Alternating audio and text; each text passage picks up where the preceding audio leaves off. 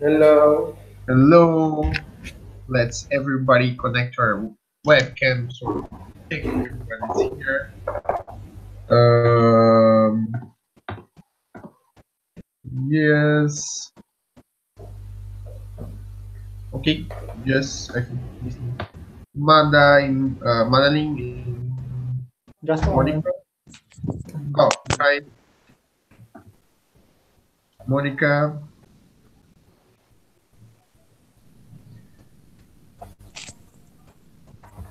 Hello. Can you text for Monica to check?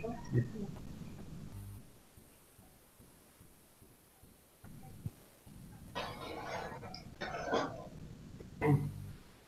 Just watch second. Wait for Monica.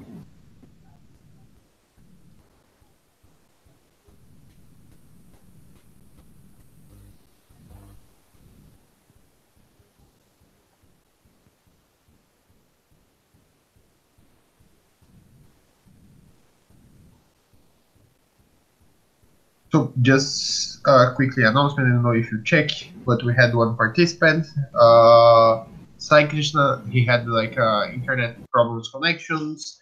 He stayed out more than 3 minutes out of the process. Like he didn't came back, so that's why he's not part of the process anymore. Uh, I think Raluca's texts and email. I don't know if it was for everyone, but just like to align this, that's why we have just two candidates right now. That's Alexandra and Raul. Um, we are just giving more 1 minute to confirm if Monica will be here. Besides that, I will just align the process again. So we are going to have here we have Bucharest, Galat, Sibiu, Brasov, and MC.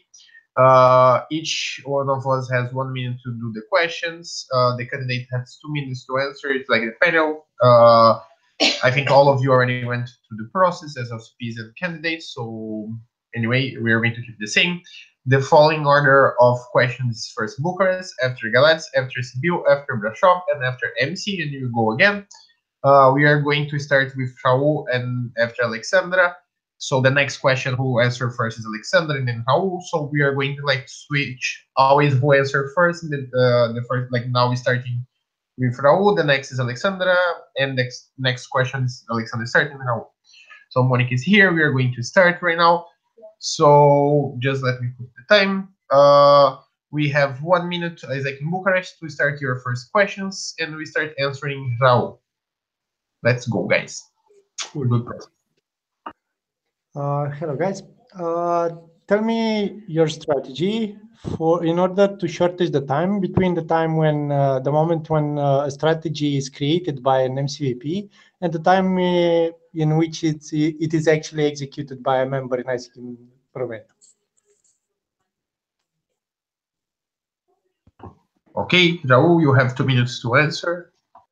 Okay, thank you for the question. The question is actually very interesting. So yes, like as soon as MC come up with any strategy and how we can minimize the time between execution and like making plans. So it's very like I will suggest here, like if we know when and exactly what we are going to execute, if we have a clear idea about each and every single step of that particular strategy, like how to execute that particular strategy, and if we have crystal clear idea about execution, that will help. So from MC side, if MC just not come up with like strategies and GCPs, but also like come up with like good plans, how to implement the each and every step of that particular strategy and give direction to the LCVPs, and same way LCVPs give to team leaders and team leaders give to member, it will definitely help to reduce the time between execution and planning. Apart from that, again, like here if we implement Pareto principle, that if we focus on 20% things to in order to get that 80% thing done, that will definitely help us to execute each and everything, not just by LCVP or LCP, but also by each and every single member of LC. So Pareto, use Pareto principle. Again, like after that, time management matrix, like if you know this is gonna be important for me and at this moment execute that thing, so use time management matrix for implementing each and every strategy. And apart from that, if you have like proper communication between MC and LC through NSTs or like any other body, so it will help.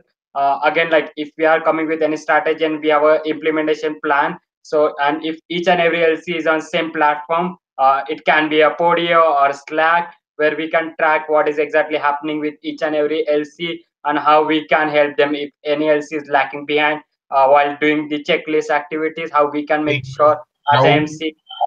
we already have 2 minutes. Ale, you have 2 minutes to answer. Yes. Okay. So firstly, I'm thinking about just to shorten that time. I'm thinking about education and proper education and how we can actually give it further the directions through the EBs because they are the main implementers on that. And after that, from if we have our EBs that will understand the direction and they will actually um, somehow understand it that they want to implement it and to see how they can implement it in their LC, the members afterwards will implement it as well. Another thing that we can do as an MC, we can actually focus on middle management because we can make some contests to see exactly how we can align the middle management also on MC directions because they actually are the EBs are strategic and the middle management is actually implementing all of those things and doing the processes from the top. And another thing that we should do is to actually have a better track on it, on how the LCs are implementing the MC strategies, and we can do a better tracking through NSTs and to have a strategic NST. And when I'm talking about that, I'm thinking about especially on consultants and to see how we can actually make a better alignment and a better communication with the LCs. Another thing that we should focus on it will be LC visits to see exactly how we can go there in the LC to see the reality and to see how they can actually implement those things. And when I'm talking LC visits, I'm thinking also about NSTs, but mainly on MCVPs because we are talking about MC's directions. Another thing is to give the MC directions better to the NSTs in order for them to understand the directions to give it further to the LCs. Thank you. Now we are going with the Galaxy asking the questions. Start Alexandra answering, and Raul. Hello. Okay, so my question is, state at least 2 action steps in order to help the LCs to grow the conversion rate between realized and completed. Thank you very much. We are going to start with Ale answering. You have 2 minutes. Yes. Okay, just to raise the conversion rate between realized and completed, I think that firstly we should focus on our education, on our EB's education to see exactly how we can implement better the standards implementation in HLC and to see how we can use NSTs as a strategic part on that to have a better tracking on it. And firstly, when I'm talking about education, I'm thinking about to make LCs and EBs to understand the purpose beside the standards, or not only to implement it, but to understand the purpose beside standards, and after that they can implement it easier on that. And another thing that I am thinking of is a better IR and better strategies of IR from the MC level to see exactly how we can review all of the partnerships that we are having in order for us to have a better timeline and a better relationship with those entities and to see exactly how we can focus more on expectations and to see how both entities will implement standards better. And another thing about IR is to keep track and to keep a constant communication. And I'm talking here also about MC and also about LCs between LC to LC partnerships and MC to MC partnerships to see exactly to have a constant communication and to have a better tracking on EP's experience. And I'm talking here also about incoming and outgoing. And another thing that we should do about IR, I'm thinking about reports, monthly reports, to see exactly how the partnership is going and the results of it. And afterwards, after the whole period, the whole timeline, we should actually make some reports and to see if the partnership is actually good for both entities, and to follow up on that. And that will be it. Thank you. Thank you. Raul, you have 2 minutes to answer the question. Okay, perfect. First strategy will be structural evaluation. Structural evaluation can be done in cluster 3, cluster 4 LCs where they do a lot of exchanges. So if they have like one CX manager who actually track each and every action participant standards with fulfilling or not, that will definitely help us to have like more completes on board. Second thing, like education from MC side, basically MCP CXO, if he give proper direction about standards to each and every product head, how to implement GCPs in network from across the globe, that will help to get more companies on board. Apart from that, products head, basically MCP product heads, LCBGs, conferences, then again through webinars, if we educate each and every member through all this platform, it will definitely help them to get more companies, and basically like to create that environment where like each and every member should take ownership for to have like more companies on board. If we have that kind of mindset in LC, definitely will increase that. Apart from with respect to IR, like if we have like IPS OPS alignment between the IR entities, it will help action participant also to have a like a more clear understanding about standards, and they also help, they also respond to the standard surveys and all these things, so it will help us also to have like more companies on board. Apart from that, like engagement activities, like how we are engaging EPs and like members with respect to like completion of standards, if you have like proper strategies for that, that will definitely help. Against standard tracking tools, if NST track each and every member's intense experience, it will definitely help us to like complete more Thank exchanges. you, Raul. Now we are going to Sibyl to ask the question, and you have 1 minute, Laura. Okay, so first of all, congratulations for your application. I hope you can hear me. So, my question for you is, how would you improve the recruitment in ISEC in Romania, considering the fact that recruitment is done very, very different in every LC? How would you improve it overall in the whole network? Thank you. We start with Raul answering. You have 2 minutes, and after Alexander.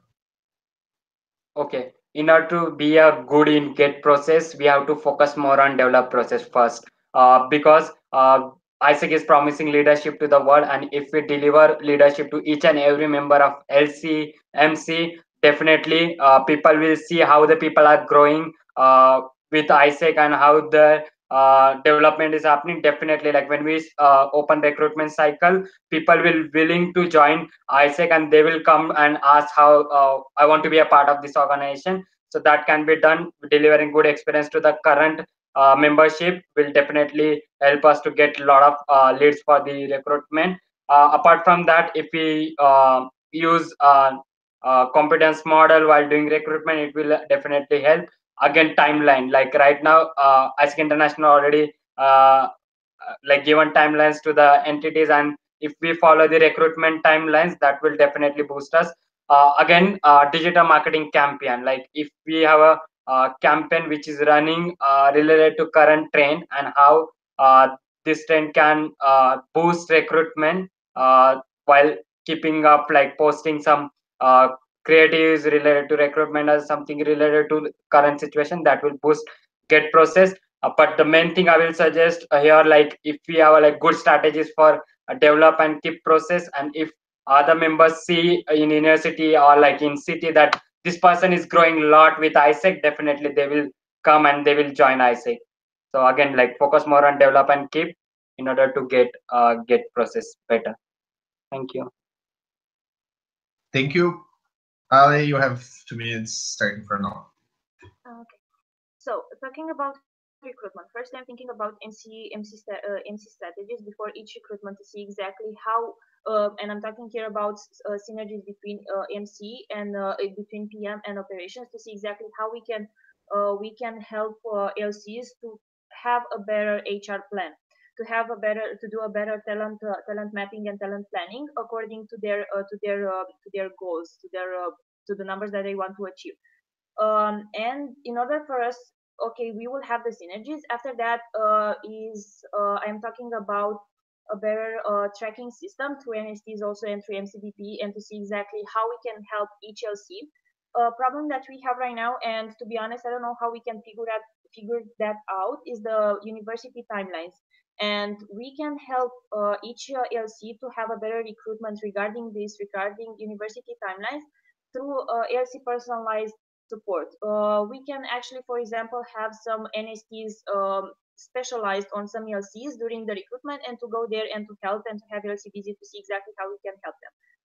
Another problem that is on recruitment, I'm thinking about selection and allocation, because now not all LCs are implementing a selection and allocation based on competence model, and I think that actually will help the recruitment to see exactly how we can see the people that we are recruiting and to see how we can develop them based on the recruitment that we had. Another thing that actually I did in my term is a better tracking on the first weeks of the people after they are entering in ISEC. Because if you have a better tracking on their development, on their experience in ISEC through VPs, through your team leaders, through middle management as a whole, and I don't know, if you can also have EP buddies, you'll have a better understanding on their development, and actually you'll have a better recruitment. Thank you. Thank you. We have 1 minute for Isaac and Bashov to the questions. Okay, congrats guys till now. My question is the following. Tell us please what KPIs you have thought about in order to use them in your measurement of impact report created by the LCs. Thank you. We start with Ale answering, and then we go for Raul. You have 2 minutes starting from now. Okay, thank you. Firstly, talking about measure of impact, we should actually define the measure of it on each LC and to align it at the national level, and to see exactly how we can improve that in order for us to talk about the same measurement at the national level. And talking about KPIs to see impact, it's really easy. We can see actually firstly how the IGV programs are implemented, to see exactly how many participants we have, how many EPs we have, how many schools partners, how many companies, how many EPs for outgoing also. And after that, the main point, the main attention point that we should have is how we are following on the previous projects that we had, to see exactly if we had a better impact on our community, on our world, exactly, to be honest, we will have a better reach on the market, to see exactly if we will have more applicants, if we will have more school partners, more companies partners, more EPs, to actually see a growth from time to time, from project to project. And we should actually focus on that to see exactly how we are evolving, and based on that to actually make some measurements of impact and to make it clear firstly. Thank you. Okay, thank you. Raul, you have 2 minutes starting from now. Okay, even in my application, I mentioned that enablers is never interested like how many people we sent on action. They always interested what exactly these people do. So in order to measure the impact that ISEC in Romania is exactly creating for Romania or for a world, first thing I will like say here, like we supposed to educate members about each of that particular SDG, and again we have to tell membership that which indicator is important for their project, and how we can track that indicator, like what exactly. I will give example with respect to IGV only. Like right now, ISEC and Romania are doing a lot of projects with respect to SDG number 4. So how we can track a single indicator of SDG number 4, like take example like how many people are educated after like running this project inside indicator. Like if we have like fine tracking system for track each and every indicator of that particular SDG, we will come up with like better measure of impact report. Also in my application already gave like some suggestion about like how to write measure of impact report you can refer that because I have less of time. Apart from that, if you have like a training from MC side to actually track measure of impact of each and every project, then that can help, not with respect to only IGV, but like how we are creating impact inside the companies or startup, or like how one person is going from Romania and like creating impact for a world or for himself or herself. If you are like find tracking for that all this thing, and we present in a better way with not just with like data, but actually like what all action that person did in that country, and if we mention all this thing in our report, it will definitely help to track the measure of impact in a better way. And also with respect to video, if you have a good videos, yes, definitely. Now we are going for MC question. Hi guys. So the question from the MC is, please mention 3 KPIs for measuring performance management at LC level. Okay. Okay, so we start with Raul and after Ale. Okay. So in order to measure the performance management at LC level, the first strategy will be like already I mentioned in my application also, like if you implement performance management matrix at LC level, it will give us clear idea like what each and every member is doing for their own portfolio, or for the entity, or for basically ISEC. That will help like implementation of performance management matrix. Second thing, like if we are coming with this kind of matrix or like any tools to track the performance of each and every stakeholder or like basic the member, so we should give like proper education to each and every LCVP from MC side through NST, or like by going LC visit, or through conferences, or like any summits. We can deliver all this knowledge to LC, or by through webinars. Apart from that, one thing, like if each and every member is achieving their own target inside the LC, that means we are doing good. So again, like track their PDPs, their PGS, and have one-to-one with each and every member. Give them tasks on the basis of their PGS, and it will definitely boost their productivity inside the organization, and it will definitely come up with like better results of organization or for that particular portfolio. So these are the strategies for. Thank you, Ale. You have 2 minutes. Yes, thank you. When we are talking about performance at the LC level, I am thinking about the tools that actually the LC coaches are used right now, but I don't think that the LCs are actually aware of how they should use it and how they should actually keep track on the MCs, on the members. And firstly, actually, we can do a KPIs to see how we can how we educate them in order for them to actually understand how they will keep track on performance, and we can educate them through webinars, because this is the main idea and the main solution right now. Another thing that we can do is to educate through summits, and to see exactly how we can bring more people to summits, and to educate through conferences. Another thing that we should actually focus on is to, and the KPI is to see how many LCs are using that tool, and how many LCs are following up on that.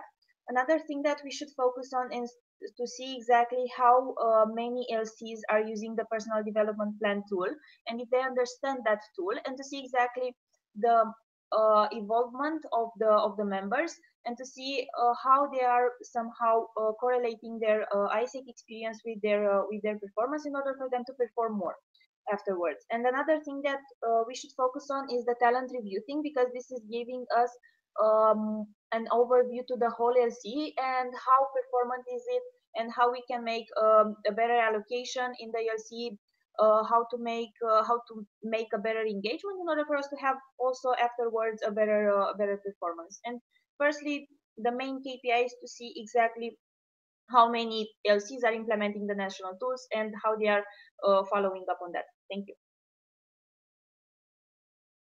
Okay, thank you very much. We finished the first round of questions. We are starting again with Isaac in Bucharest, who is going to start answering is Alexandra, and after Raul. Okay? Congrats again.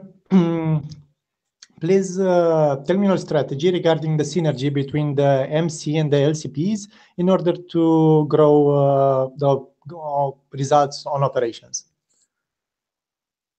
Thank you. Ale, you have 2 minutes starting from now.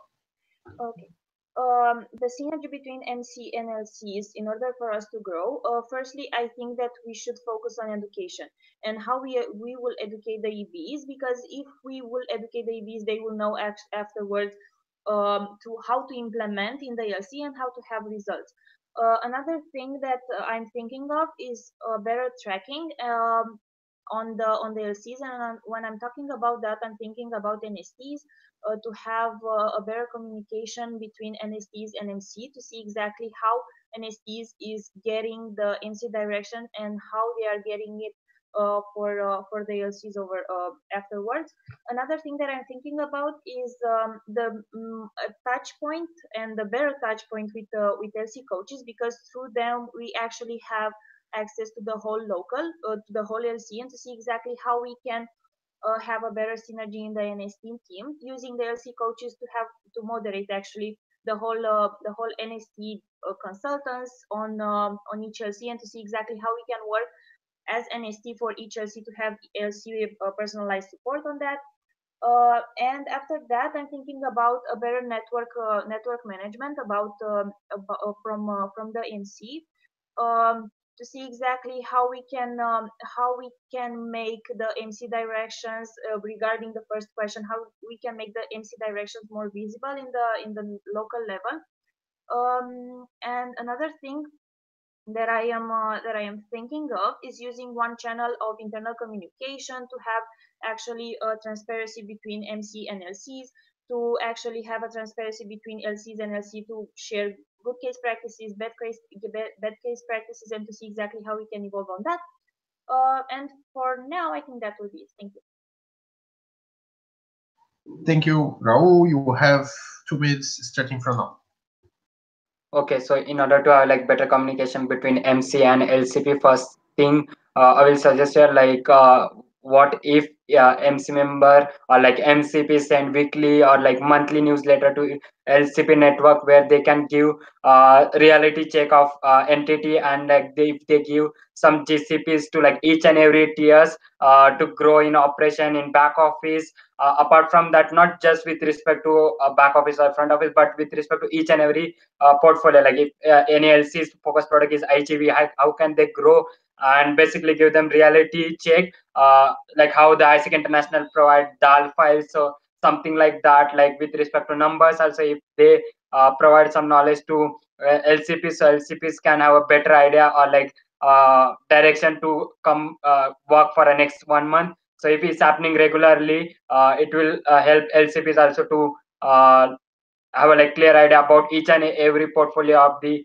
LC. Apart from that, definitely like LCP summit agenda, basically LCP bootcamp. If we have like proper agenda related to the reality of the entity throughout this conference or like summits, it will definitely boost LCP's performance. Apart from that, again, like if you have like webinars or like video recording by each and every MCVP with respect to like network management or like commission management, something like that, it will help LCP also to have a like proper hold on each and every LCP, or basically on each and every product inside the LC. Apart from that, like if we have like same system, like common platform where we know like all LCPs and MC on same platform with respect to strategy implementation and all that, it will definitely help us. We have 2 minutes. Now we are going for Galax doing the question. You have 1 minute to do it. Okay. Congrats. And what is the most effective way to implement national strategies?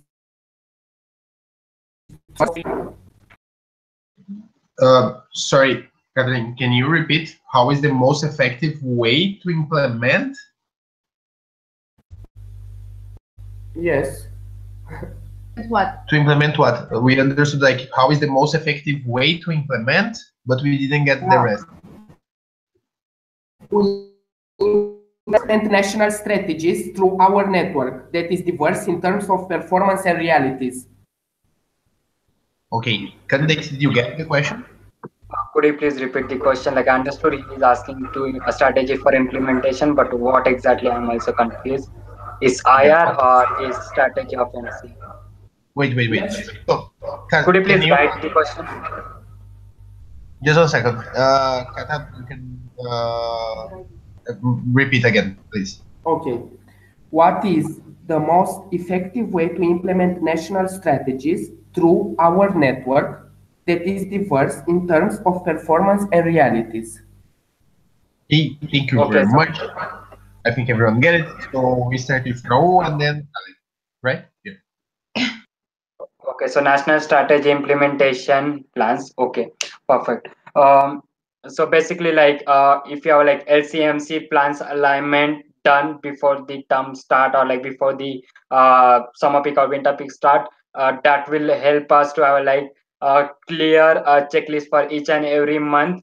Basically, that can be done through national education cycle.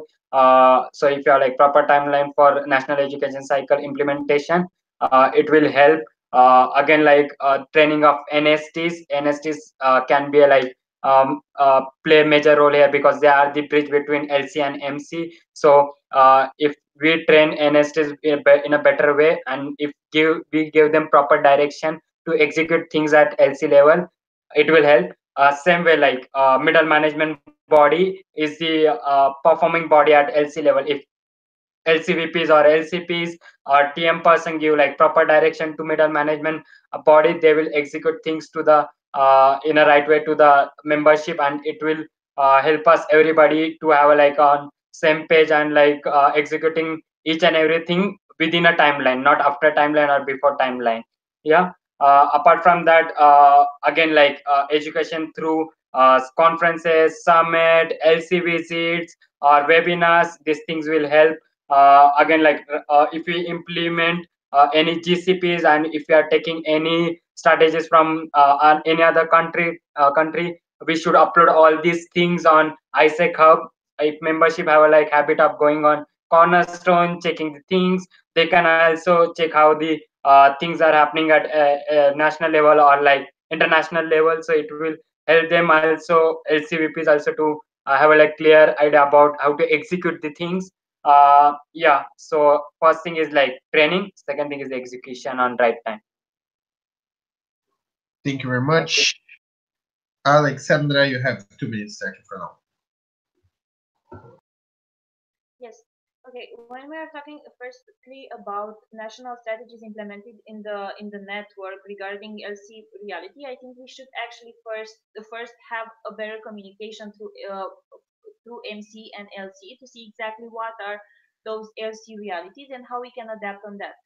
Another thing that I'm thinking about is, as I said in the questions before, some LC visit for each MCBP, for LC visits from each LCB, from each MCBP, and also from consultants and from NSTs, to have actually a better NST strategy to see exactly how we can have a personally and personalized support for each LC. Another thing that I'm thinking about, as I said in the question before, is how we can actually have better synergies at the NST level, and I'm thinking about synergies regarding LCs and how we can have actually NSTs from each area to meet and to actually have to develop a plan to see exactly how we can actually help the LC to develop and help with the main problems that they have.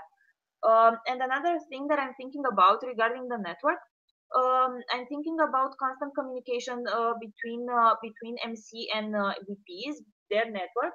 Actually, also some webinars, constant network calls, constant I don't know, eventually some summits through conferences to have all of the MC to have aligned all of the functionals and so on. And from my point of view, that would be it. Thank you. Thank you very much. Isaac in Sibiu, you have 1 minute to do the question. Okay, so considering the fact that we still don't know how to fully take advantage of digital marketing in Romania, how do you think we can improve the use of it at LC level? Thank you very much. We start with Ale, 2 minutes, starting from now. Yes. Okay. When we are talking about digital marketing and how to improve it at the LC level, in my point of view, we have to have a clear strategy on the MC level, and afterwards to downscale it to the LC level. Firstly, we can actually review the LUPA agreement and to see exactly how the LCs are understanding all of the clause from that contract and how they are going actually to use it in order for them to have a better visibility through all of the digital marketing ways. Another thing that I'm thinking of, even though we have all of those trainings for marketing knowledge from Lupa to see exactly how we can actually follow up on that and to keep track to see if the LCs are implementing what they are learning from that and to see exactly if it's effective or not. I'm thinking also about some strategic partnerships also after we are finishing the contract with Lupa to see exactly how we can improve the digital marketing and to see how we can use other companies in order for us to have a better digital marketing strategy with their help. Another thing that I'm thinking of is for us to try to achieve and to strive for other channels, if I can say this way. For example, to try to use YouTube because this is actually a catchy thing right now, and we can use it to see exactly to show our impact, to raise awareness on our programs. And also this also can be used by the LC level. And another thing that we can actually focus on is a better tracking on it and a constant communication between MCDP digital marketing and that manager of digital marketing to see exactly how the LCs are implementing all of this and how these are helping them in order for us to bring new strategies. Thank you. Thank you very much. Now we go with Raul. You have 2 minutes. Okay, perfect.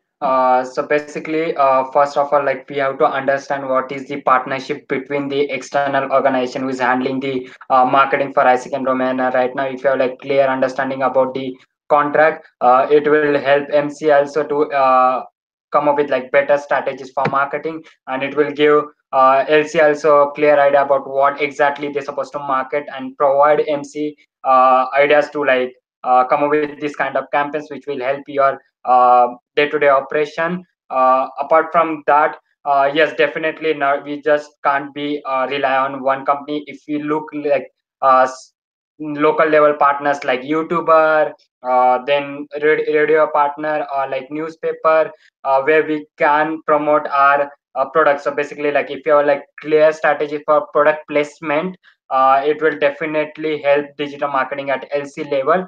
And this thing are really helping. Like I will give example of Nepal. Right now we are like partner with lot of the PR agencies and like PR kind of things like newspaper and all this, and through this we are getting a lot of leads. So if we have like clear strategy for product placement, I will say it will definitely increase the ROI of digital marketing for ISEC. Apart from that, if right now if you see the next year MC structure, we have a two digital marketing manager. How we can take leverage out of it, if this two digital marketing give like uh, better education to NST and NST to drive time each and everything to LC, and same time NST give reality check of LC to the MC or basically to these managers. It will help them also to have like better communication with Lupa, basically the external company, and then it will be easy for to come up with like better campaigns for our products or day-to-day operations. Thank you. Thank you. So LCPs, as we have two candidates, we can have like 40 minutes Q&A. We already reached like 40 minutes now, like it's missing 1 minute. Right now it's upon you. If you want to keep doing questions, we still can go like the 60 minutes, but it's upon you. If we decide to finish here, Isaac Brashov is the first one to ask for the next candidates. If not, we can just keep move on. So I want to hear from you, LCPs, if you want to do more questions for this round, or we want to close this space here. Yeah, you can write yes or no or say whatever. Where we should answer? Yeah, you can say like, yeah, I want to do more question, or you can take whatever it's best for you. Okay. Yeah, I want to more questions. Okay, one. Okay. More questions. Okay, cool. We go with more questions. So we are going with Isaac Brashov. We have 1 minute to do the question. Okay. Guys, please give us 3 examples of strategies that you can implement in order to reach a bigger market for the global talent product.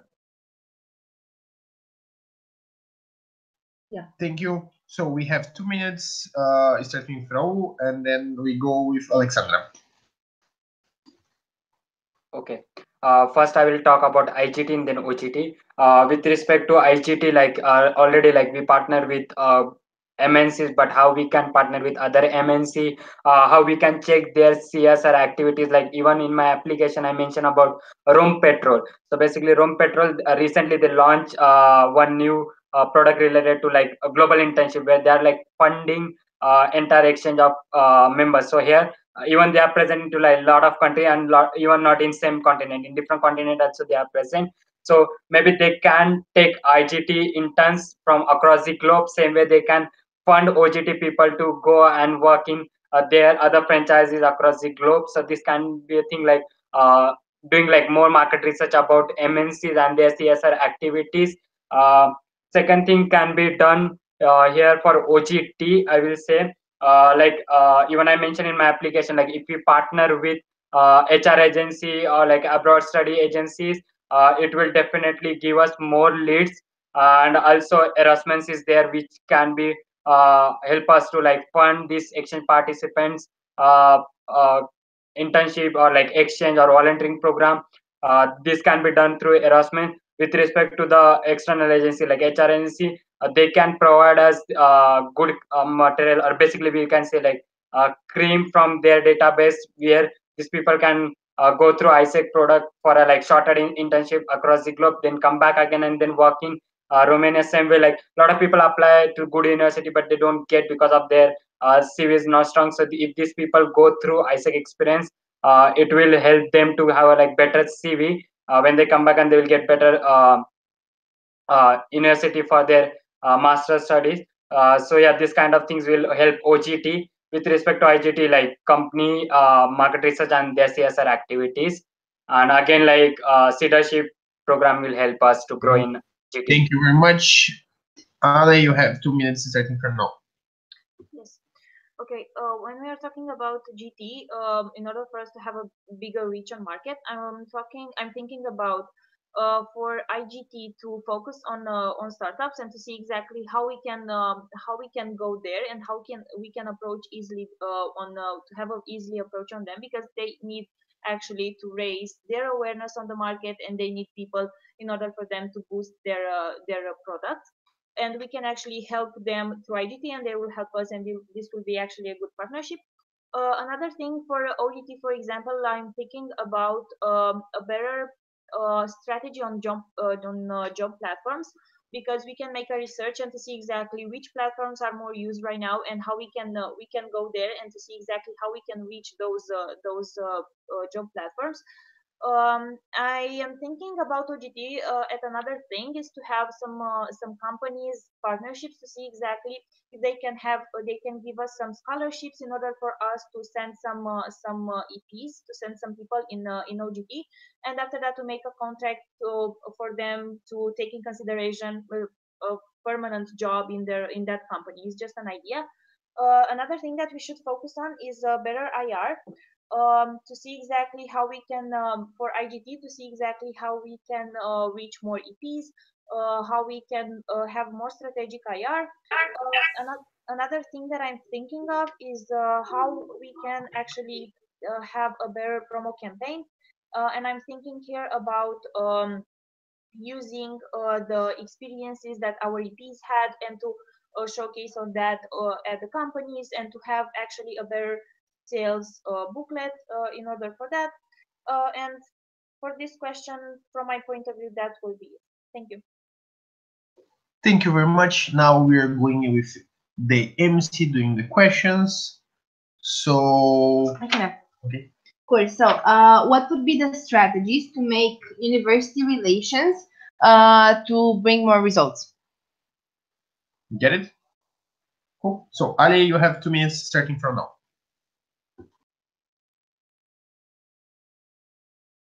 Okay, when I'm thinking about university relations, I think that this is more on the LC level and how we as MC can help them to have a better reach on the university. Uh, and I'm thinking here about that LC personalized support that we can go and we as MCVPs and actually to train the NSTs to go there and to see actually how we can make a clear timeline and how we can make a sales booklet, for example, to see exactly how we can sell our programs to the university. Another thing that we can use after LC personalized support, even though this is the main thing that we should actually do and it will work, is to give some good case practices from the other cities to see exactly how they did that and how we can actually adapt it on our on each LC level and to see exactly how we can implement it. And another thing is to showcase on the impact that we have on the community level through our programs and to show some programs that we had, some EPs, their experiences, some testimonials from schools, for example, to see exactly how we can go to the university with our results. And that will be. Thank you. Thank you very much. Raul, you have 2 minutes starting from now. Okay, so university relation is a very important project for OGEX complete. So like here I will talk about like try project. Like if we are doing any university partnership, we can sell them try project also where they can take incoming interns and they can see how these interns are developing Romania youth or also themselves how they are getting development through the internship. So it will help them to like send more people or to promote our exchange product inside the university. It will help.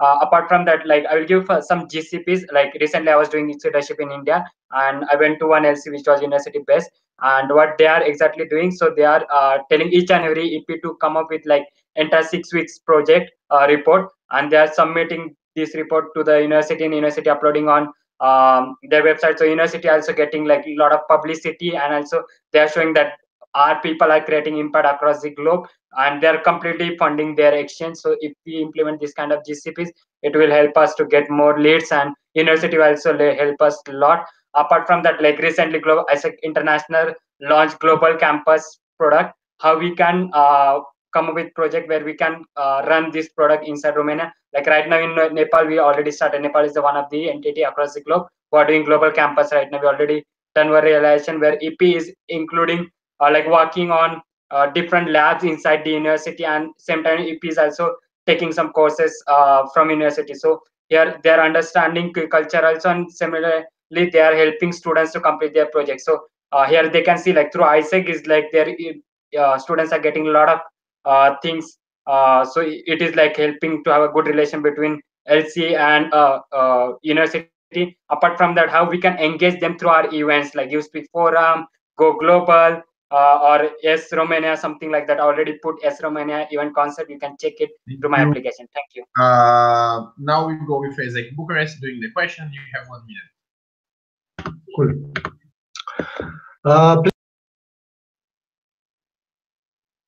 To pull back the timeline. You repeat. You were muted. How? I'm muted now? No. Okay. How do you envision the change management process in order to pull back the timeline and start all our operations? Thank you very much. Raul, you have 2 minutes to answer the question. Okay. So change management process, like I personally gone through this process when I joined ISEC. My LCVP never told me like this is the timeline of ISEC. He told me like you have to do this thing this time, and we started like approving people 2 months before the actual timeline, and because of that, my LC grown by like 400% in each and every portfolio. Like if you have this kind of strategies, implementation at LC level, that not giving each and every knowledge about timelines to the membership, but telling them like this is important, and having that culture where they feel that this is important to do at this moment, then definitely this can be done. Apart from that, if you have a better acknowledgement, like education to the LCVPs from MC side, or like through NST, how to implement each and every strategy before the time, or like at least not after the timeline, it will definitely help. Apart from that, like taking GCPs across the globe, like right now I mentioned about my personal experience, like what my LCP did. He changed the structure. Basically there was 2 TL, he removed them and he made us TL as a new member, and he tell us like this is the things that you have to do, and if you do at this time, we'll grow by XYZ person, and literally we grow by 400% in last year.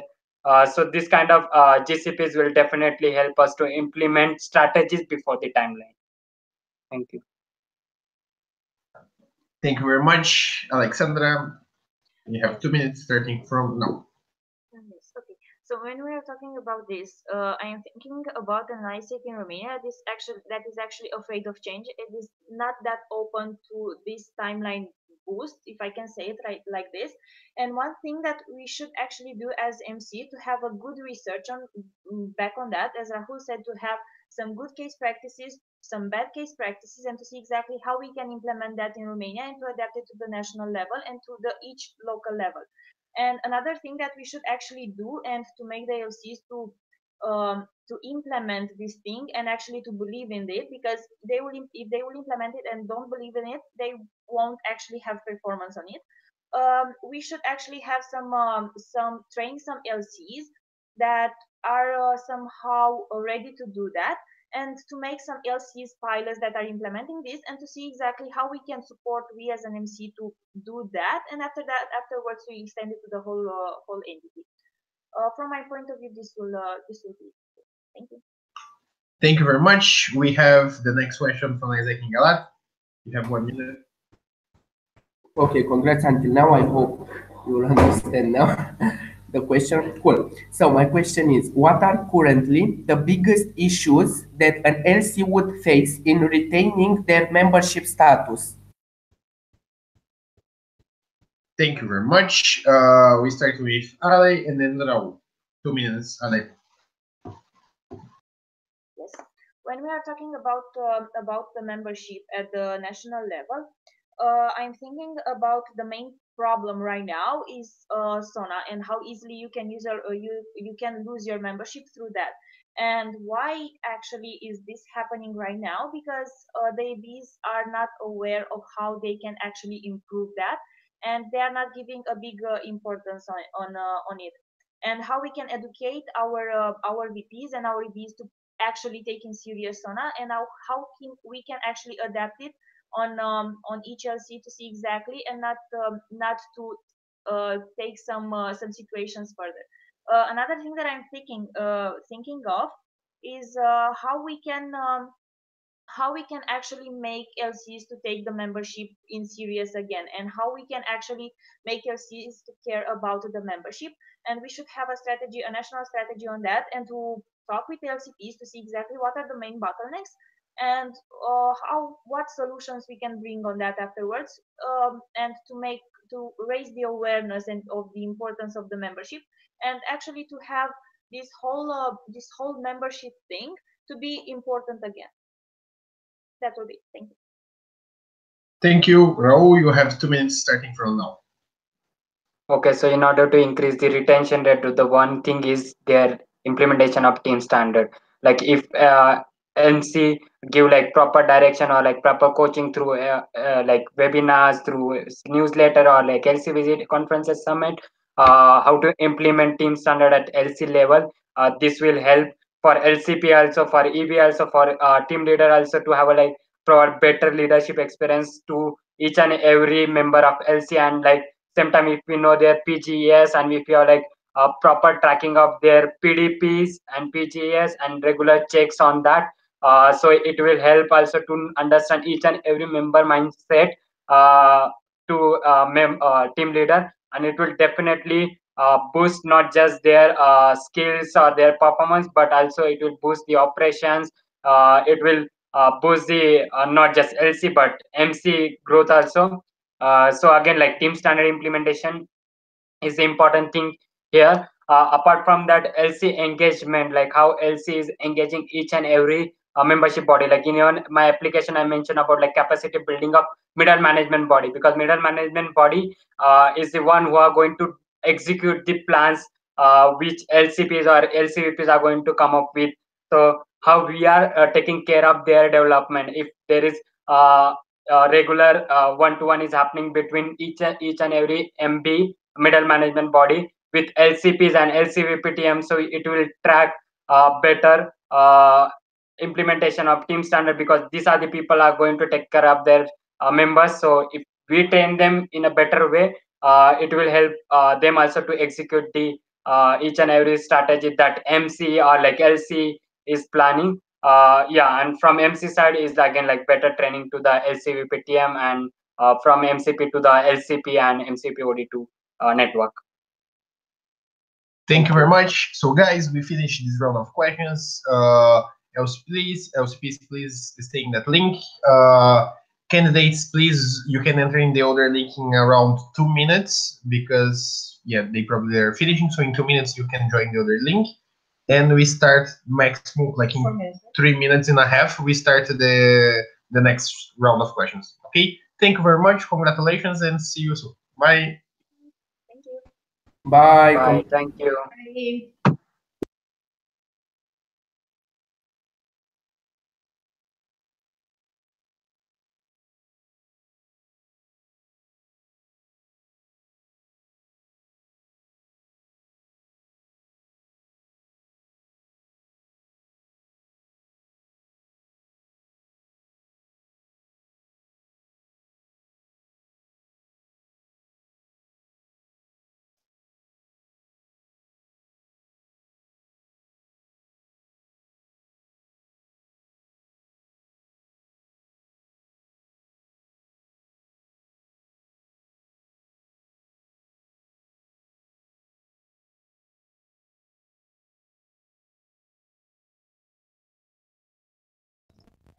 Laura, mă auzi?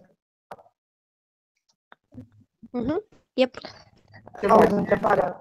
Am înțeles eu greșit. La sfârșit votăm, nu? Că nu e... Da, Da, da. sfârșit. A zis ceva gay și nu l-am înțeles și m-a luat un pic... Emoțiile, a? Da. La sfârșit. Doamne ajută. Ce faceți? Da, bine, prin sediu. Guys, Yes. wait. I'm just like, I don't know what we're talking about. Let's remember that we are live, by the way. Just a point of understanding. Okay. That's fine, good. Hi, Ella. So we are waiting. I have a question. Do I have time to pee or not? Yeah, we have 2 minutes, so go. I'm going as well. Go.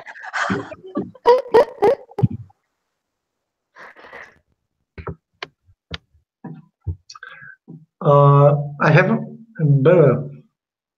Da. output, noi nu mai ținem? Am ținut eu. Cool. Bine. Da, pentru că am uitat să anunțăm la început, așa cum ținut eu. Fine. Cool.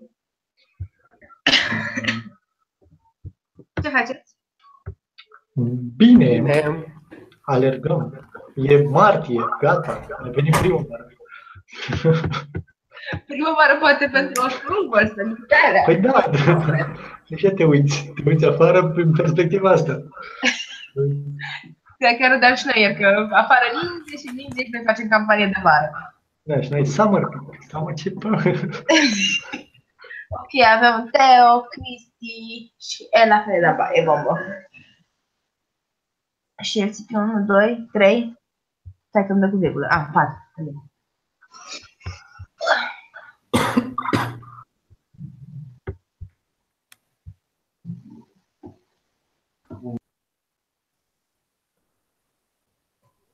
Theo, you can hear us? Theo? Yes, yes, I can hear you. Okay. I'm trying to do something with my camera, but it's upside down. It's kind of sideways. What? You're upside down. Yes, I know. Can I leave it like this because I need my phone to charge and I don't know how to fix it? Yes, you can.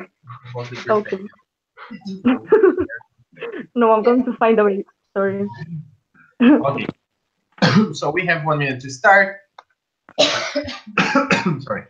So just to check, all the LCPs are here. Yay, amazing. All the candidates are here as well. So we are going to keep like the same flow. We are going to have 1 minute for the LCP or the MC to do the questions. After that, we have 2 minutes per candidate for the answers. The order will be Sibyl, Brashov, MC, and then we keep the flow as it was Bucharest, Galat, Sibyl, Brashov, MC. So we are starting with Sibyl. I don't know. I think no one has doubts, right? It's pretty much what happened so far. So starting the process right now, exactly 12:30. Isaac, Sibyl, we have 1 minute to do your first questions. And the first person to answer is Theodora, then Ella, then Chris. Okay? The flow. Thank you very much. 1 minute, Sibyl. Okay, so congratulations for your application. And my question for you is, what do you think it should be improved regarding the education cycle that we have in Isaac in Romania? Thank you very much. Theo, you have 2 minutes to answer starting from now.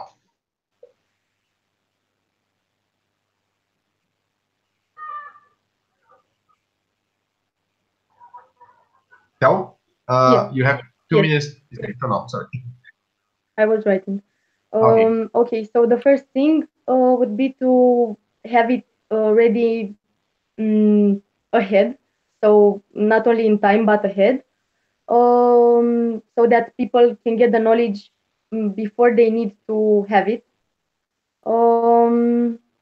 Because this year it was a little late developed, but we should not only do it in time, but ahead. Another thing would be to get more insights regarding the needs of the networks.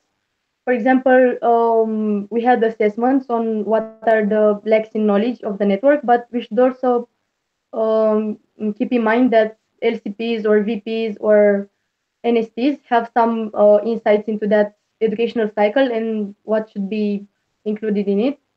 And another thing would be to downscale it to the network and push it to the network because it took a little time before it was developed until the people started using it.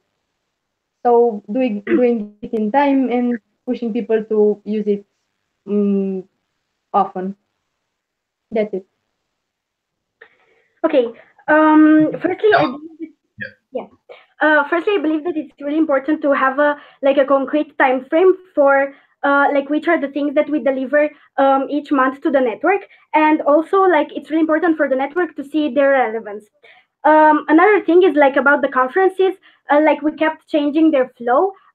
It's fine if we have conferences to which all members can attend because we know how important it is for the culture. But in the same time, it's really important how we create different tracks for each group of members, like EBs, team leaders, team members, and so on. Another thing is about the webinars because in the past, there were more often webinars, and it's really important to have them, and also in order to actually be able to deliver things virtually also, and not only at the physical touchpoints like conferences. Another thing is about the functional visits and about how the NST is aligned with the MC, with the MCVPs and LCPs, how we do the reporting and how we actually do the consulting for the network. And also it's about the CXP structure that we have, to be able to explore it, to be able to give also back office knowledge like marketing or sales knowledge to our network also through boot camps, for instance.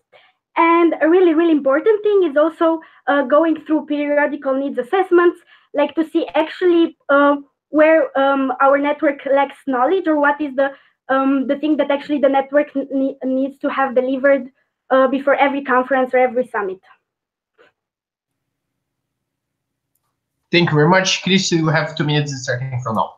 Okay, so from my point of view, it's important to have not to have also an education cycle, like to have a timeline for for the members and also for the VPs to have an education cycle with the main things each month. They have a touch point with what they have to do, and also with that to make Google Forms tests, like tests to understand what are the good things that what are the things that are good and what are the lacks, in order for the to understand better what are the things that we can focus on their education. So also materials, having materials, PPTs, videos that can help them understand more about their processes, and also to have trained educated NST consultants that can help them also for the processes, and also to involve more the members in the Skypes with the NST consultants, not only the VPs, because I think this it's need to be an improvement, because we focus a lot on EBs and our EBs, but we have to focus on educating our members more in having also an education path almost the same. The educate is the same education path, but maybe different materials, different maybe things in timeline. That's it. Thank you very much. We have now Isaac Brashov doing the questions. The first one to answer is Ella, then Chris, and then Tel. So Isaac Brashov, 1 minute. Okay, congrats guys till now. And my question is the following. Oh my God. Okay, sorry. I still have 1 more minute.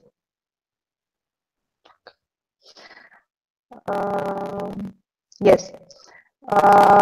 Give us please 3 examples of strategies that you can implement in order to reach a bigger market for the global talent product. Sorry for the issue. Don't worry. Thank you very much. So Ella, you have 2 minutes starting from now.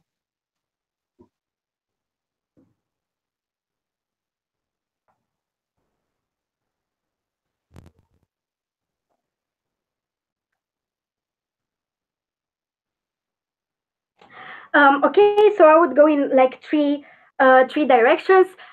First of all, is seeing like what are the niches that we didn't target yet. Like what are, for instance, the universities that with which we didn't work so far, and what would be like the precise projects or types of projects that we can sell to those people. So to see what are they interested in, and sell a project based on like their interests and their skills. The second thing would be starting to work with companies also, or with startups, in order like to send their employees in exchange, in order to for them to like gather more knowledge from an international point of view. And the third thing would be how we do actually our online targeting. To first of all would be like to see actually to do the customer mapping and to see actually what are the interests of our markets, but also like to base things on trends. For instance, maybe a lot of people who would go in GT would be interested in festivals like Untold, or are interested in Heineken, because Heineken has a lot of interesting campaigns. So to see actually what are the trends of the market that we are actually targeting, and target that in ads, not necessarily only internships and traveling. Thank you very much. So Tel, Christy, you have 2 minutes starting from now. Okay. First thing, it's about university relations.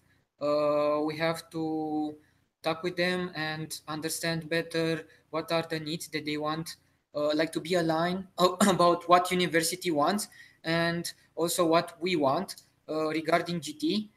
And also it's about finding new companies for making GT, because I'm aware about the fact that most of the times we have companies, but we decreased in partners, and we didn't try to find more partners. So also with the companies we can have, it's important to be aligned also with our products, to not have, I don't know, raised companies that are not aligned with what we want to do. And also try to promote more on the online part, because as GT, maybe most of the times people are interested in job platforms to apply on GT, not maybe on Facebook. So we can focus more on job platforms that can help, can raise uh, OGT numbers. Thank you very much. Theo, you have 2 minutes starting from now. Okay, so objectively, the global talent product is the hardest one to run because the skills that members need to have don't only need to be acquired but also developed, and this happens in time. So the first strategy that I have is basic, but it really needs to happen in a good manner in order to assure that GT can be run well, would be education. So making sure that people understand marketing and don't only know uh, a little things or the basic things, but they really know how to target people and how to do a persona and how to do a value proposition or a business model canvas. So they really understand how this product is run, because it's not simple, and this is why it's not run so well, because people don't have the skills. So education would be the first strategy. The other one would be also related to marketing. It would be refreshing the value proposition that we have for GT, both for outgoing and incoming, and making sure that it suits the market that we have, not only nationally but locally, because they're really different. So teaching people how to do value proposition that suits their local market would be really the best thing to do, so that they can target the right people and find the right people. Also regarding people, it would be building personas, and not only a profile or two, but maybe even more if we need that, and seeing where we can find those personas and targeting our ads according to that. And also maybe finding niches of people or companies or organizations that we didn't address until now to help us with that. And for that, it would be for OGT, for example, finding people who work in organizations or who worked before, or alumni from NGOs who would be willing to go in teaching in OGT. Or I already had 2 minutes. So the next one is the MC doing the questions. 1 One minute. second. Okay. Cool. So, guys, what can MC do more than education? So, in education, also put like visits, educational cycle, la la la. So, what can we do besides education to support on ground marketing? Thank you. So we start with Christy, then Theo, and Ella. Christy, you have 2 minutes starting from now.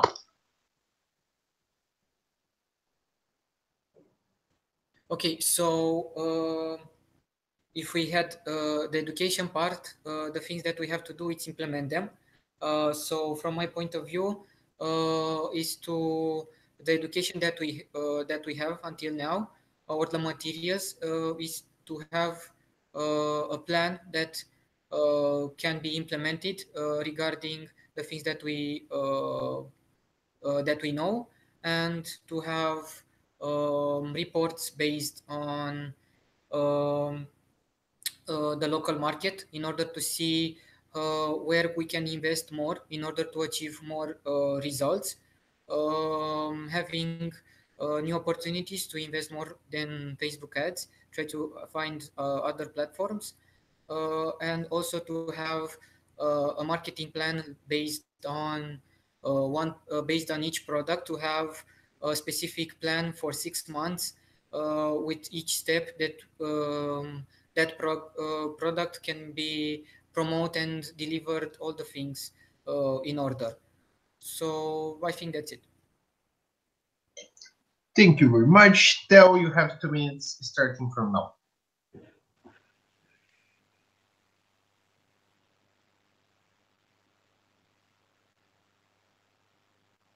okay, so a thing besides education would be to provide insights, because on-ground marketing hasn't been always has different levels, so not all the LCs have the same path of doing on-ground marketing. So they should really have support in this, and also being suggested ways of where to go to do this type of on-ground marketing. And it would also mean having a national strategy and approach into on-ground marketing, and for it to be downscaled to the network. That would be it. Okay. So after like having all the knowledge that the LCs need for on-ground marketing, it's important to give them a specific frame, like a clear plan for how to do on-ground marketing for each product, and actually start implementing this. So its implementation means also tracking and assessing each phase of the on-ground marketing to seeing how things are going, how we can improve them, how each LC can shape the entire knowledge that they have and the frameworks for the on-ground marketing to their own reality. Another thing would be actually giving them the materials that they need, so they won't have to focus like on their design part and stuff. Like we can give them already the materials made. And also it's really important to align on-ground marketings with the online one, because like a thing is to like hit our customer at the same time from all the places. Like you have on ground the same campaign as you have online, and maybe you have the same campaign in like media also and PR and stuff like that. So aligning everything that happens in the online with what happens on ground, and then assessing and changing the strategies and being a lot dynamic depending on how things are working. Thank you very much. We have Isaac Bucharest. The first one to answer is Tel, then Ella, then Chris. So Isaac Bucharest, 1 minute to the question. What is your strategy in order to shorten the time between the moment the strategy is created by the NCVP and the moment the strategy is actually executed by a member in ISIC in Romania? Thank you very much. Tel, we have 2 minutes starting from now. All right. So as I said in my application form, we should design and plan ahead. So design the strategy ahead of having to implement it. And this also would happen at MC level and then at LC level. So we would have maybe a month before we need to start implementing, to align them and to make sure that everybody knows what they should be doing before. And another thing would be to have the network management tools in place. So having the calls when we need to, and having the functional visits when we need to, in order to assure that we know what we have to do before. Another thing would be to have an assessment in monthly calls, and this would be also implemented with the help of the NSTs in order to see what is happening and what is implemented by the LCs according to what was planned by the MC, and address the issues if there are any.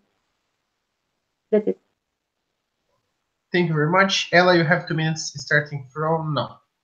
Okay, so first thing that I as MCVP would do is having actually my MBO downscaled to the LCs. Like when I go in planning with the MC, I'm making my MBO, and it's really specific, especially for the first 3 months. So like my VPs would already have like my strategies for the next at least 3 months, so they can always like already start putting the things that I have in my strategy in their own MBOs. That would be one thing.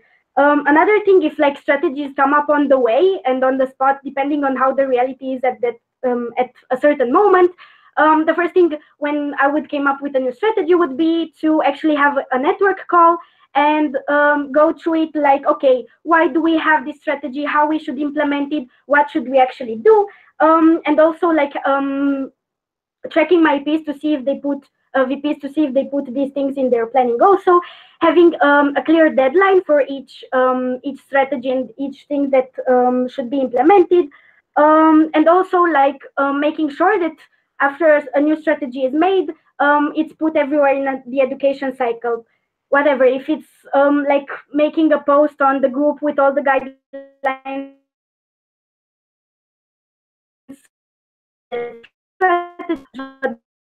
in like terms of tops 2 days, and then they can already start implement it. So it's just about having a really short change management, like making sure that they understood the strategy and they are ready to implement it. Thank you. Chris, you have 2 minutes starting from now. Okay, the first thing that I see, it's important that at the start of the term in August, most of the LCs will have replanning like in July. So maybe an idea it's about the MC to have the planning like June or months before and to share it with the LCs in order for each VP of each area to understand what are the directions that maybe the new MC has, and to understand more how can we align more the planning in order to have the same goal. Another thing it's about NSTs that can help and to have help us help the MC more to keep the planning on track and to be sure that we respect the timeline for our planning. And I think that's it. Thank you very much. So we go with Isaac and Galatz, 1 minute of questions, and then we go with answers. Ella, Christy, and Tel. Okay, congrats now, guys. You hear me? Yes. So my question is, state at least 2 action steps in order to help the LCs to grow the conversion rate between realized and completed. Thank you very much. We start with Ella. You have 2 minutes starting from now.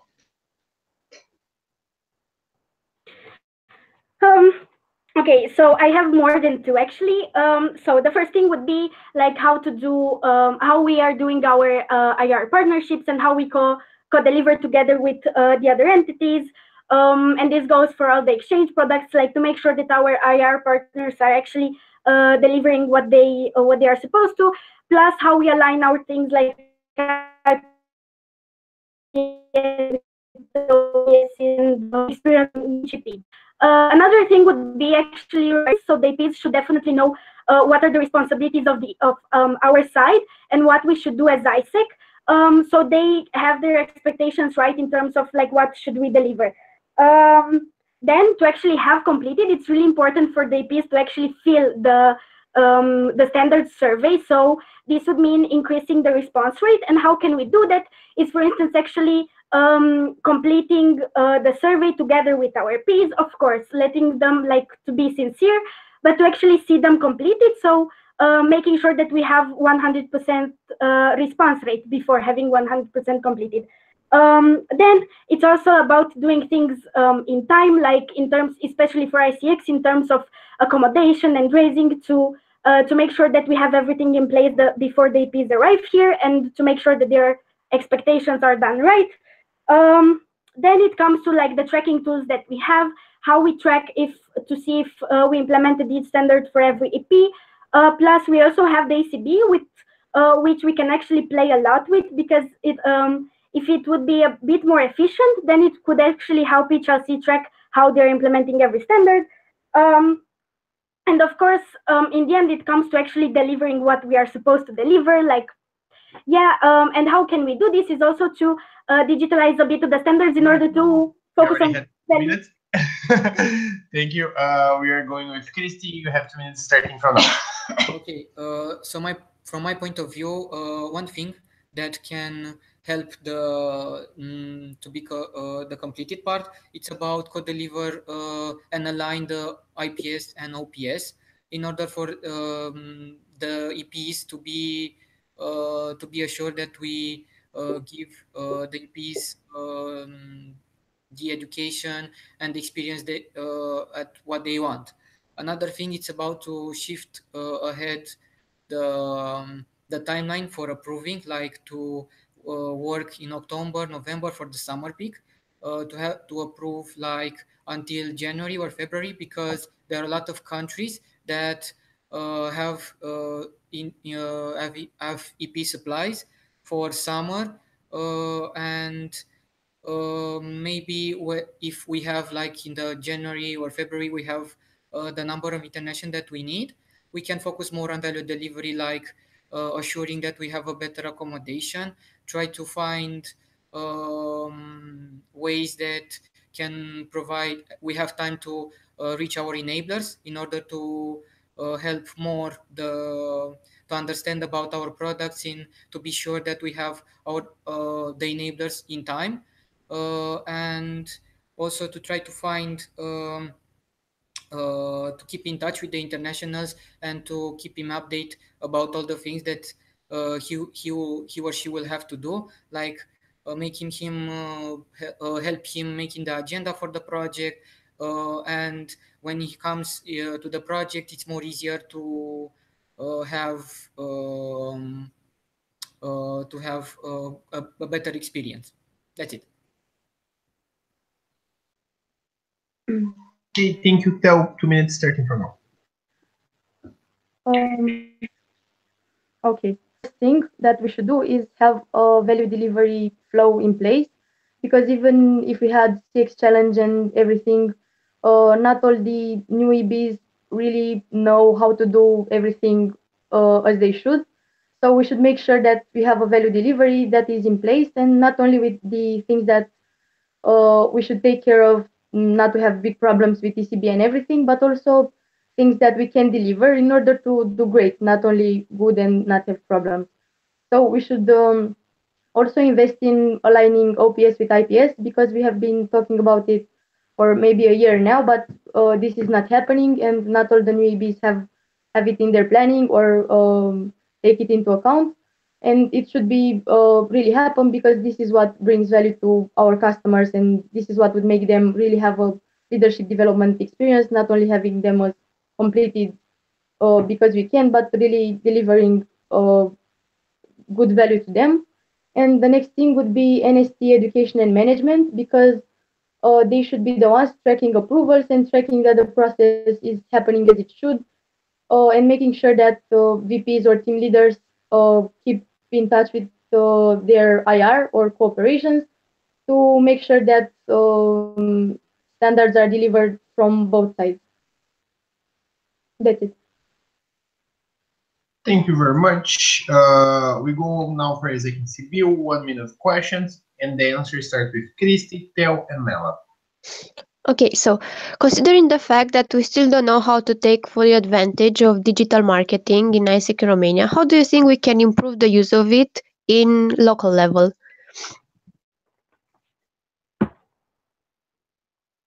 Thank you, Christy. You have 2 minutes starting from now. So, from my point of view, I think that maybe can help the LC part. It's about having webinars, having materials that can help the LCs to understand more about digital marketing. Also, to have in conferences, to have in functional spaces, to have companies that can are good in digital marketing part. So maybe LCs can be aware more about what digitalization is all about. Another thing, it's about maybe summits that can help, like to have summits with all operations and to have a common plan in order to have a good digitalization. Other thing, it's about making analysis of each LC to know what are the reaching points, what are the things that are good, in order to, like, the things that are approachable and very like it's easier to make a return on investment, because if you invest in order to know where to invest, in order to have a quick return of investment. And I think that's it. Thank you, Theo. You have 2 minutes starting from now. Okay, so the way we can actually make digital marketing work in local level is to follow the MC strategies, because to be really truthful. There is no LC in ICT in Romania who really has the knowledge to run digital marketing in all operations really well and to make really good use of it. So the thing that they should do is firstly start being more analytical in what is happening, and not only with the personas that they are targeting, but also with what is happening with the ads and in the investments, and see what is working, what is not, and ask for feedback and support from the MC, or just get to be more knowledgeable on what is happening actually in digital marketing. And another thing would be to follow the MC strategy on brand advocacy, and also develop one brand advocacy strategy locally to attract more customers by promoters, and not having to invest more in attracting new people, but attracting them in this way, because mm, we know that in OGX, the best customers that we have come from recommendations, and we should capitalize on this. That's it. Thank you very much. Ella, you have 2 minutes starting from now. Cool. So in order like to do digital marketing at that level, also yes, the first thing you need to do is actually have the knowledge for it, and this means like for instance having the partner companies that like the agency that does marketing for us to actually sustain webinars or spaces where we can educate our members, but also using like the resources that we have like alumni or other partners who can actually teach us how to do digital marketing. Then after we know how to do it, it's about how we do the mapping of our customers. Like each LC might have like a different target of people depending on their reality. So it's really important to assess your target and to see actually who are your customers and what are they interested in order to be able to do a right targeting for the ads that we have at national level. Then it's also about lead nurturing campaigns. This is also a part of digital marketing, and you can do like you can create your own lead nurturing campaigns based on the partnerships that you have as LC, and then like sending these emails to your own customers. And also there are the things that you can compensate the digital marketing with, like as I said before, aligning your online campaigns with the offline ones. But plus, you can also do things like outsourcing marketing to partner NGOs, for instance, or also create your own like brand advocacy strategy in order to how to gather your content and what content you should you can like showcase afterwards on the national like marketing frameworks. Okay, thank you very much. We have Isaac and Brashov, 1 minute for questions, then Theo, the first one to answer, Ella and Christy. Okay, please tell us what KPIs you have thought about in order to use them in our measurement of impact reports created by DLCs. Thank you very much. Theo, you have 2 minutes to answer, starting from now. Okay.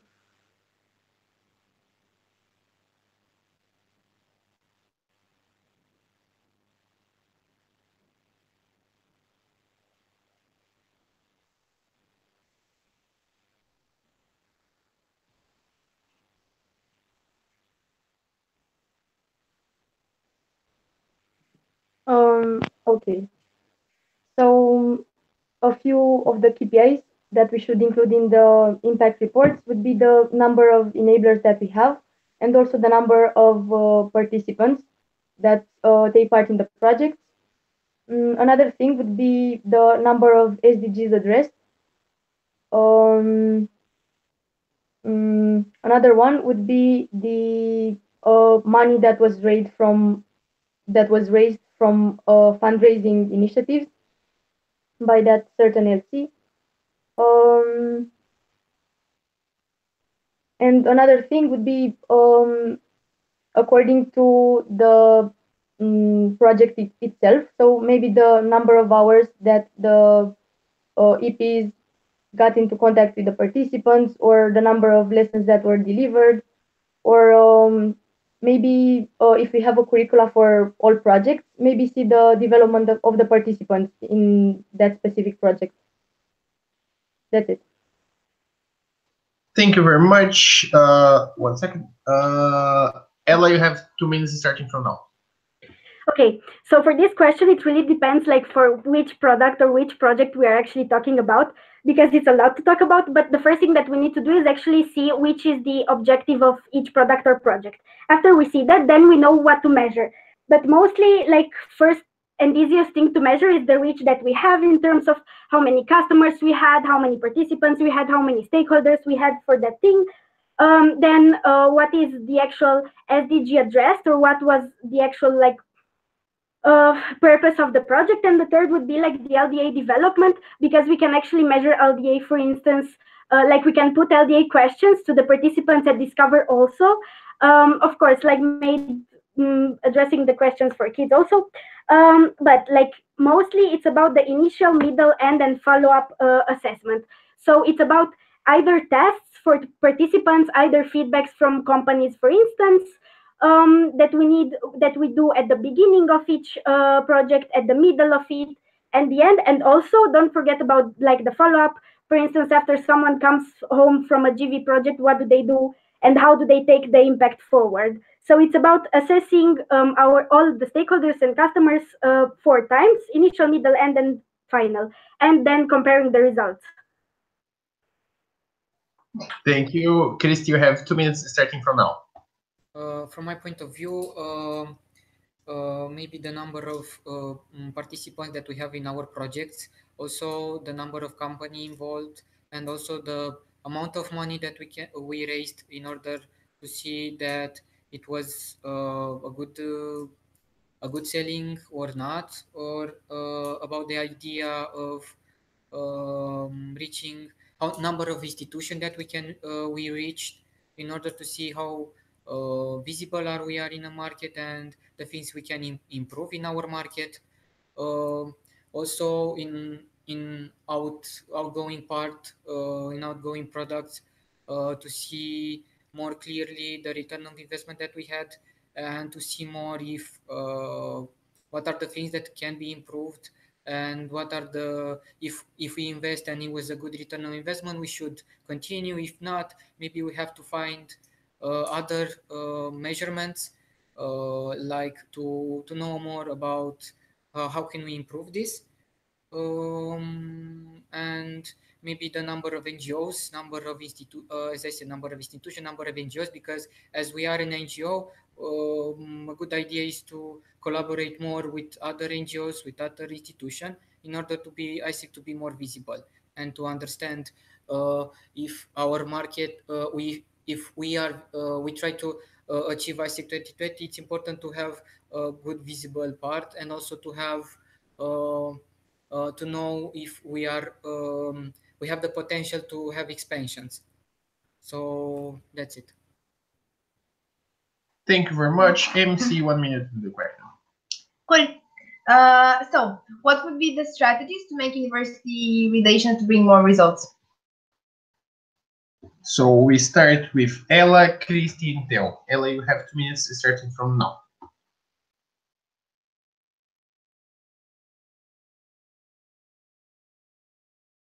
Ella, your micro. Okay, so the first thing that we need to do is to actually, like, when we go to create a partnership with the university, to go with concrete stuff and not actually just like asking for things, but also if we would have like an MY report done, then we can go with like clear facts about, like, from your university.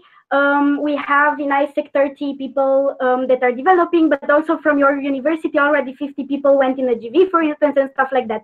So to go actually with a concrete impact that we already had with them, and with paths that we want to, through which we want to impact their students. So to actually, for the universities to be really aware of what is actually their benefits. So it would be like this benefit sales part. It would be like the MOI reporting and reports specifically for each university. Then it would be about account management and about how we actually work with that university, for instance, to like see which kind of projects would the university like to see their students be like work in and stuff like that. So to create actually like our things based on the needs of the students of the university and of what the university would like to see implemented. So it's also about account management. Yeah, and it's also about like feedback and seeing how we can improve this kind of partnership. Thank you. Christy, you have 2 minutes starting from now. Okay. The first thing, it's important to have the setting expectation with the university, like to have a good way, an understanding way about how can we as ISEC can contribute to the university with our students. Is to have a project together.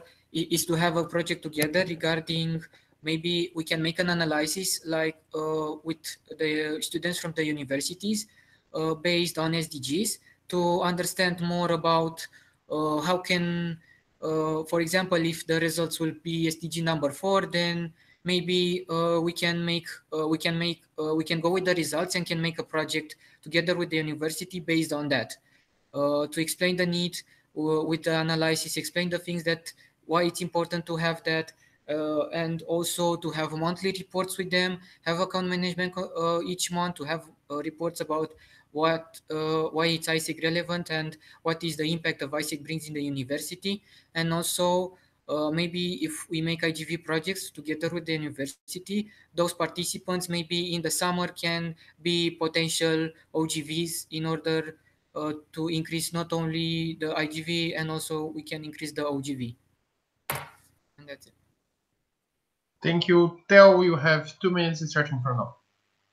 Okay, so one thing would be for us to, if are doing university relations, have the right skills and they are able to position ISEC, because really if they know how to position ISEC and to say who we are and what we are doing, we'd be able to work with universities because we have the same, like we have similar objectives and similar goals. They want their students to develop and to be well prepared for the joining the workforce, and we want to develop their leadership skills.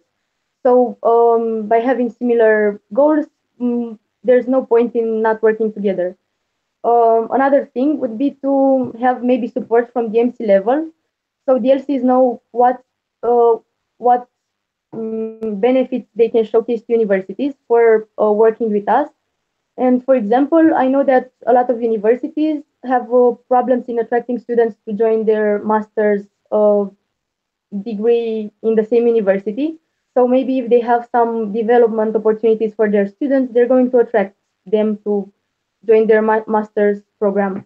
And for that, we can say that I don't know, we can send their students in OGTs or GEs, and they can promote it like that to their students for applying for a master's. And another thing would be to go targeted and not go to universities saying we have this and this and this, but saying you are specialized in this and we have this project, they fit really well together. We can work together and look what we can do. And also have the impact reports. And maybe if you're not prepared, just have reports on what has been done in the past, not having all the data because it's still relevant if you don't have the impact reports, and show them what we did for their students until now, because really we did a lot because this is our target market, and show why we should work together and continue upscaling what we are doing on a more. Sorry.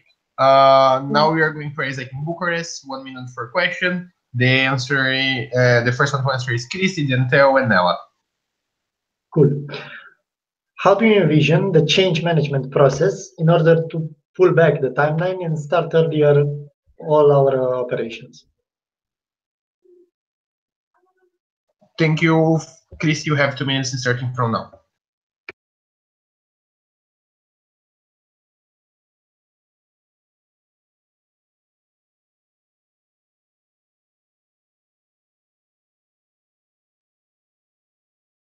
Okay, as I said, from my point of view, it's important to have the timeline of approving and realization to be more earlier in order to see what are the things that we can do in order for the problems that can happen to have um, solutions for them. Also, from my point of view, we tried to make a project like in 3 or 4 months with all the processes. I think maybe to have a good project, it's important to have maybe plan with a year ahead in order to make each process in time, in order to have the best performance on each processes. Like for example, you can start with approving with a year before, and then you can make all the other processes in time, like making selling, writing grants, making partnerships, having meetings with the enablers. And with this thing, my opinion will be the best way in order for also the planning of the VPs to have more earlier, in order to think if we have the plan earlier, we can think ahead, and also try to have the pipeline mind focus, like to not do all the things in one term, is to try to have also pipeline to have continuity in what we do. That's it. Thank you. Theo, you have 2 minutes starting from now. Okay, so a first thing to say is that us as Romanians have become less resistant to change as we were in the past. And it shouldn't be this big of a problem, because also ISEC in Romania and the people in ISEC are one of the first to adapt strategies and start implementing strategies and align to international initiatives. So I don't see how that was really a problem in the past, but now it's less persistent. And the thing we should do is make sure that the MC has a plan to downscale to the network, and not only tell them that we need to shift the timeline, but also have a plan of implementation and making sure that the LCs understand why it needs to happen and why it's important in order to keep growing. Because if they understand that, there's no point in not wanting to do things, because we have the same purpose and the same goals, and this is how we get to the goals. So we need to make sure that we downscale the information really well and have a plan. And also maybe have a training for the LCPs to know how to manage this change management in their EBs and in their LCs. That's it. Thank you very much. Ella, you have 2 minutes starting from now. Okay, so one really important thing when we have like a new strategy and the change management is about like provisioning what would be the bottlenecks. So for this particular strategy, one bottleneck could be delivering, for instance, summer peak, and in the same time starting to work for winter peak, and this goes for winter also.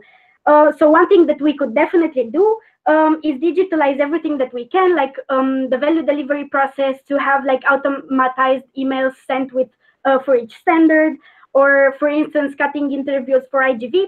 So we could like make the workload a bit smaller, and in the same time to have a better process time, because this would actually let us keep focusing like on the value delivery part. So this would be one thing, like managing the workload better. Another thing would be like everybody knows that structure follows strategy. So we would need like to review our CXP structures on local level to see exactly where would we put our human resource, and what would be the processes that one single member would do. So it would be reshaping the CXP structure. Another thing would be like, especially for IGV, would be doing like things a lot more in time. For instance, we can do the raising in September for the entire school year, like for 2 editions of Discover, 2 editions of Shape. And in this order, like we can already open in September or October the opportunities for summer, because we already have the raising done, so we won't have problems. Another thing in this change management would be definitely having really good tracking tools in place in order to make sure that even though we approve DPs a lot faster, we have everything in place for them and we keep them engaged, and that all the standards would be implemented, so not losing the DPs that we already approved. Thank you very much. We have 1 minute for questions for Isaac and Galat. And the first one to answer is Theo, then Ella, then Chris. Okay, congrats until now. So my question is, what are what are currently the biggest issues that an LC would face in retaining their membership status? Could you please repeat? Yeah. Can you repeat? What are currently the biggest issues that an LC would face in retaining their membership status? Clear for everyone? Yes. Cool. So Theo, you have to be starting from now.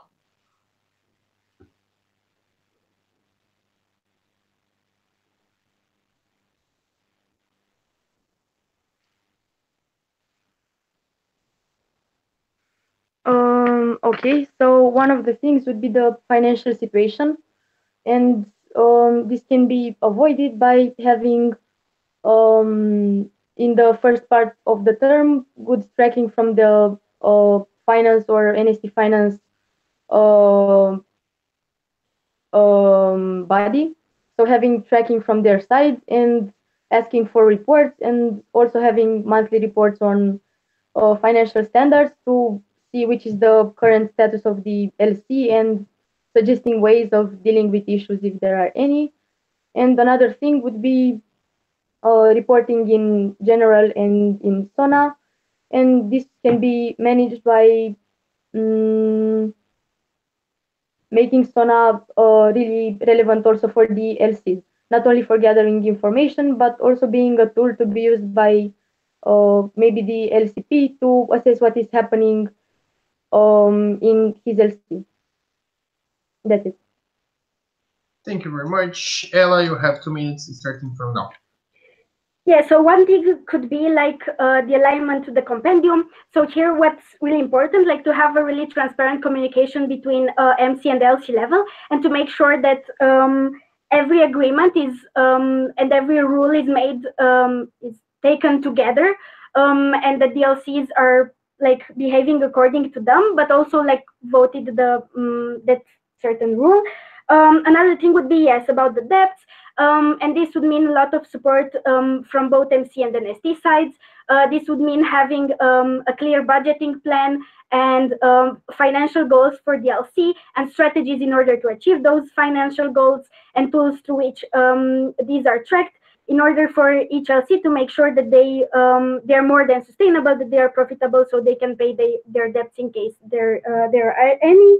And yeah, the third thing would be like completing tools like SONA, and here comes also from both parts, like the MC, to make like these tools a lot more efficient, easy to fill, but in the same time really relevant for the auditing system, but in the same time for the LCs to actually see the relevance of these tools and complete them as good as they can, and in according to the deadlines that they receive. And giving these kinds of tool in time, like for the LC,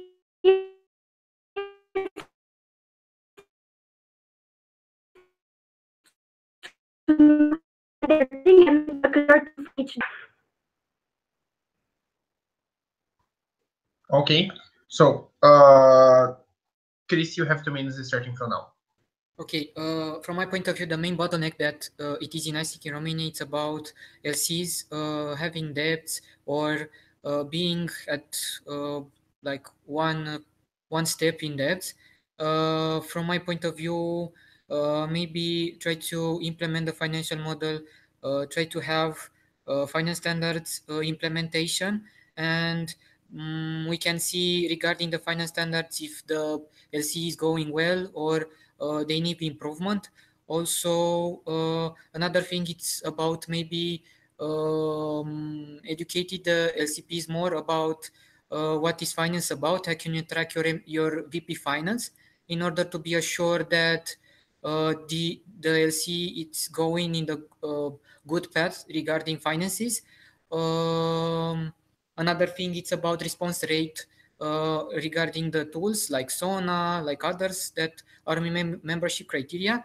In this way, I think maybe we can explain the importance of them, having network management that it's very try to have a network management that is responsive, and maybe we can have NSTs can help regarding those processes, and also try to align with the needs of DLC in order for the tools, like to have tools that are relevant for DLCs, not only for DMC, in order for DLCs to understand more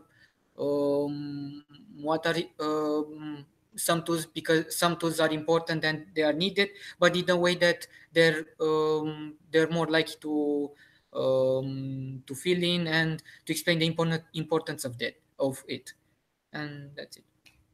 Thank you very much. Isaac in Sibiu, 1 minute for your question. Okay, so how would you improve the recruitment in the ISEC in Romania, considering that every LC needs to implement a personalized strategy?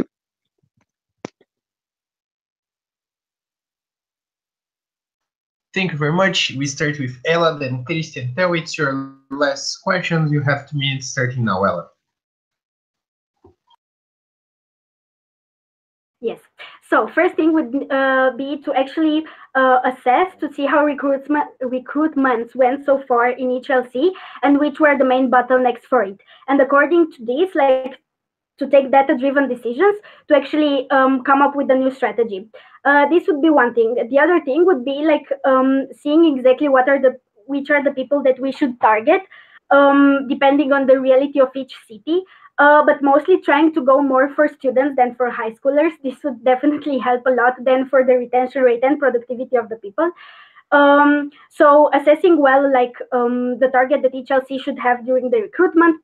Another thing would be like how people are selected, depending like on their availability, on what our needs as LC, your needs as LCs are in that specific time. Also, it's about the timeline, like starting a bit after like university starts, for instance, for autumn recruitment, in order to like have time to raise enough awareness about ISEC and what ISEC is, and to find the people that we actually want to have in the organization. And also, it's really important how the induction period is conducted and how we actually transmit what ISEC does, and how the people who are in the induction actually understand what their purpose will be in the organization.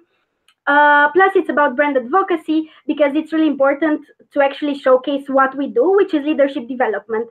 And when we actually transmit the value proposition that we have, that ISEC does leadership development, then the people who will apply in recruitment will actually search for leadership development. So they would be really connected with what our organization actually does, and they would understand why they should do their tasks in order to develop leadership.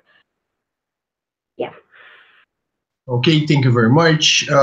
Christy, 2 minutes starting from now. Okay, so the first thing is that it's important to have a potential profile member that it is in the LC, in the as an ISECer, and also in the specific part with each VP, like what are the things that they want as a VP, what type of members, what skills they want to have in order to be more specific in each department. Also to have the people that recruit ISEC to be aligned with the message, to make trainings to be sure that each ISECer that promotes in recruitment to know what message to deliver the right message, not to oversell or recruit people that they had other expectation when they enter the LC. And also the induction part, it's important to have like a balance between ISEC engagement and functional stuff, because if we try to have only one of them, is the potential that we can lose members. Also, it's not only the recruitment that it's important for our LC. It's important also to have, as I said, earlier, the education cycle for members. So until the first day that member enters, he will have like a training plan, an education cycle plan for 6 months to develop that member. Not only functional, but only ISEC engagement, personal stuff that can regarding ISEC that can help him or her develop more. And also the last thing, it's about try to find also off-peak recruitment, not only one recruitment, and that's it. Thank you very much, Theo. You have 2 minutes starting from now. So firstly, about recruitment, the way I see it is that we should have a national recruitment campaign in order to help with brand positioning and brand awareness of ISEC in Romania, not only ISEC in different cities. Another thing would be to receive support from the NST in order to build the persona of the people that we are targeting, because even though the profiles of the members are tailored to suit each LC's needs, we need to have some common ISEC values or things that all these people should have in common. And another thing would be receiving help from the NST to build the HR plan and make sure that we're not recruiting more people or less people than we need. And another thing that should be happening would be to have an aligned process of recruitment, maybe based on cluster, because we can't have the same process when an LC has 20 members or 90 members. They should have aligned processes based on clusters and see what is happening, see that what is happening makes sense and is not there only to make the process longer or too short or too chaotic. And also make sure that PM knows how to manage recruitment in order not to stop operations from happening. That's it. Thank you very much. So thank you, candidates. Sorry for 1 minute delay. We just finished the round. We finished actually the Q&As. Good luck for all of you. Please, thank you very much for being here. We are going to receive all the information about from the lecture manager, Raluca, about the voting process. Thank you very much. Have a nice day. See you guys. Bye bye. Yes, good luck. Bye.